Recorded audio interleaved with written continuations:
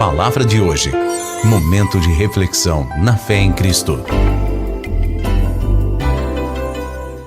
Graça e paz, estamos juntos mais uma vez aqui no Palavra de hoje, que está em Ezequiel 18, no versículo 26. Amém? Que você possa, em nome de Jesus, a receber entendimento para a glória de Deus.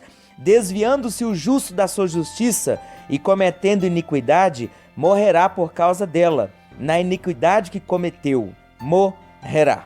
Às vezes nós já ouvimos, às vezes nós cremos, e às vezes a nossa alma ela quer crer. Não é que ali, tomando Jesus como Senhor e Salvador, podemos fazer o que a gente quiser, que no final a gente vai ser salvo. Ou então a gente começa a acreditar, não é, em situações em que vão dizer que uma pessoa que nasceu predestinada a ser salva, ela pode fazer o que ela quiser, que ela vai ao final ser salva. Mas na verdade nós entendemos, quando nós entregamos a nossa vida para o Senhor Jesus, nós entendemos que Ele provou o amor dele na cruz do Calvário, quando ainda éramos pecadores, como diz o apóstolo Paulo. Nós entendemos que ali, pela palavra de Deus e pelo Espírito Santo, que ali Ele nos justificou, ali Ele nos tornou justo, ali Ele rasgou o escrito de dívida que havia sobre nós, e isso está na palavra, dívida essa contraída lá com Eva e com Adão, que é a dívida de pecado. Então nós passamos a ser os justos, ou seja,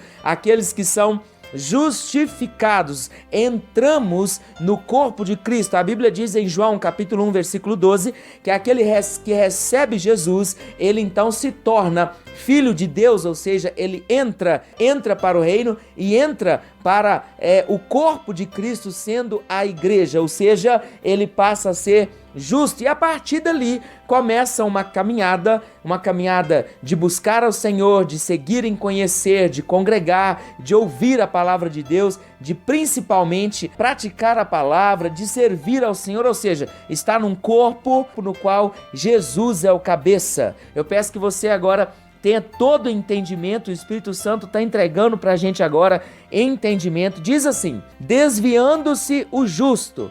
Quem é o justo? O justo é aquele que já foi justificado.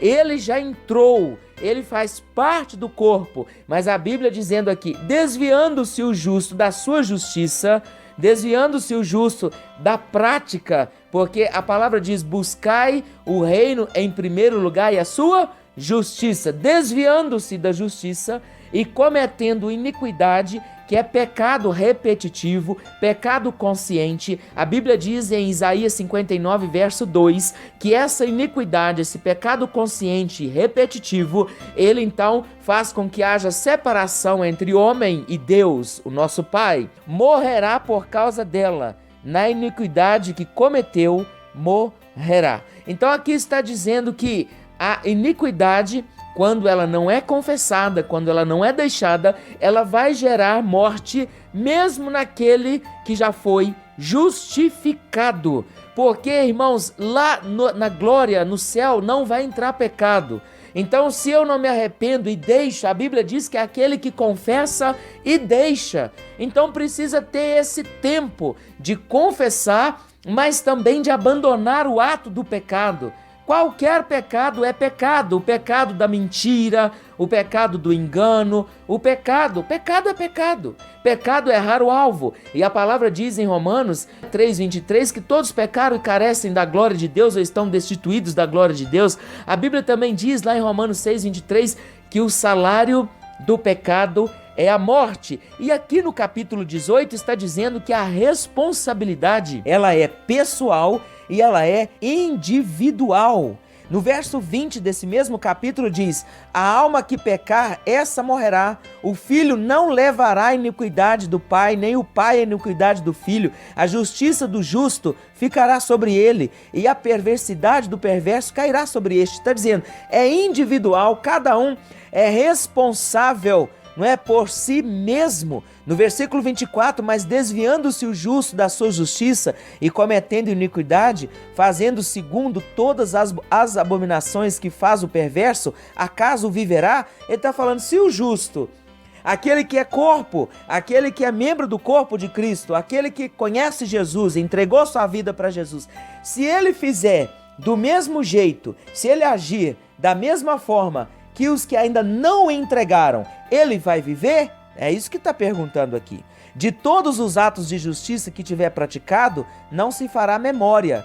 Na sua transgressão com que transgrediu e no seu pecado que cometeu, neles morrerá. É isso que está dizendo. A Bíblia, ela não abre espaço para a gente viver no pecado. Se você lê as cartas de João, se você vê aquilo que Jesus falou com aquela mulher, ele disse: vá e não peques mais. Depois do encontro que ela teve ali com ele, né? Ela teve com ele, juntamente com aqueles que queriam acusá-la, apedrejá-la, Jesus então diz para ela: vá, porque aqui eu não estou te condenando, mas, porém, todavia, contudo, não peques mais. Hoje, às vezes, queremos viver na casa de Deus, servindo a Deus, lendo a palavra, mas levando uma vida de engano, uma vida de pecado, e achamos que está tudo certo, está tudo bem, que Deus perdoa mesmo. Às vezes nós até falamos: eu vou fazer isso, mas que Deus me perdoa. Não, Deus não perdoa antecipadamente. E Ele perdoa a quem Ele quer e a quem se arrepende.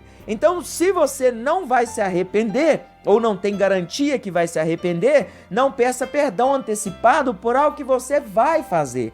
Se você já conhece a Deus, não há margem para viver pecando, porque aquele que vive pecando, ele nunca conheceu ao Senhor, embora essa é a verdade. Então eu tenho que entender isso, né? E ele fala aqui no versículo de número 30, portanto eu vos julgarei, a cada um segundo os seus caminhos.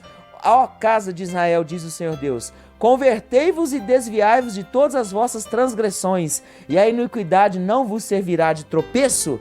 Mas como que eu vou me livrar? Olha, tome posse da palavra que diz que o Senhor Jesus levou sobre ele as transgressões. A palavra que diz em João 1,29 que Jesus é aquele que tira o pecado do mundo. Olha, entregue a sua vida para Jesus e você será liberto. Viva a vida de Deus e você vai receber a vida dele abundante em sua vida. Não há desculpas para viver no pecado. Não há desculpas para viver pecando. Nós somos sujeitos a um erro. É isso, sujeito ao pecado.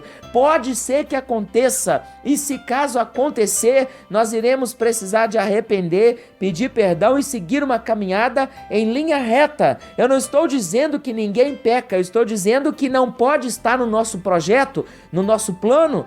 Tem pessoas que vivem neste plano: eu vou errar, eu vou pecar, eu sou pecador mesmo. Então ele começa a viver uma vida de pecado. Você sabe aqui o que estava acontecendo. O povo estava no cativeiro. Aqui por quê? Por causa de pecado. Lá no templo, lá na Babilônia, lá servindo ao Deus da Babilônia, lá com todas as situações, não é? Mas o Senhor, ele tem outro propósito e outro plano. Ele diz no versículo 31, capítulo 18, lançai de vós todas as vossas transgressões. Está esperando o quê?